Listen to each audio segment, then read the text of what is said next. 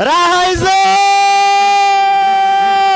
Raha za ubingwa! Raha za ubingwa wa michuano ya Muungano, michuano bora kabisa. Na meneja habari na mawasiliano Ali Shabani Kamwe anaendelea kula raha, anaendelea kufurahi hapa katika uwanja Gombani. Tunaanza kuhesabu ya kwanza. Kitu nini? Unafurahi bana? Maisha yetu haya. Ndio maisha yetu leo. Kombe la ngapi kwenye kabati? La 3 hilo. La 3. Wewe unaongea huko unacheza tu. La 3 hilo baba. Toyota, Ngao, Muungano. Bado mangapi? Bingwa wa Tanzania huyo. Bado mangapi? Umo sasa, umo sasa. La 3 hilo.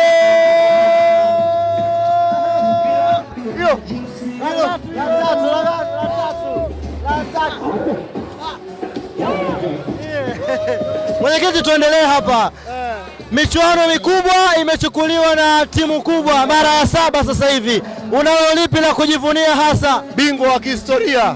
Sasa hivi hakuna anayetufikia kwenye orodha ya mabingwa wa kombe la Muungano. Yanga Afrika mara 7 tupo juu. Ndio tumechukua mara nyingi zaidi.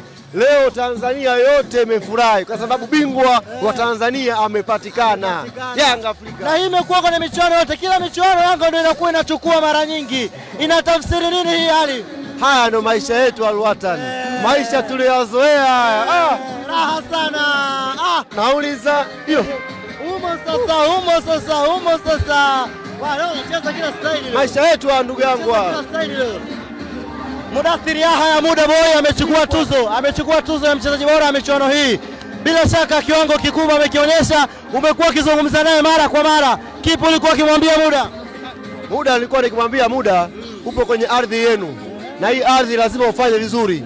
Amefanya performance bora na leo amekuwa MVP wa mashindano. Wote performance. Huyu ndio Zanzibar mwenyewe sasa Mudathir Yahya basi. Amekuja Gombani Pemba, amekiwa Nenda baba kashangilie, nenda baba. Leta maswali. Kitu nini? Djigui Diarra amecheza kikubwa sana siku ya leo. Yanga imekuwa na mtaji mkubwa wa golikipa. Kila mechi tumempa kipa wake. Kila mechi ilikuwa na kipa. Yaani mashindano haya tumetumia makipa watatu. Ameanza Komeni Abubakar, amekuja Abu Twalib Msheri, amekuja Djigui Diarra. Robo ina kipa wake, nusu ina kipa wake, finali ina kipa wake. Hiyo ndo Yanga Afrika hiyo. Sio kaukankuvae. Yaani kila mechi ilikuwa na kipa wake. Kila mechi na kipa wake. Bali hapo kuna tuzo ya mchezaji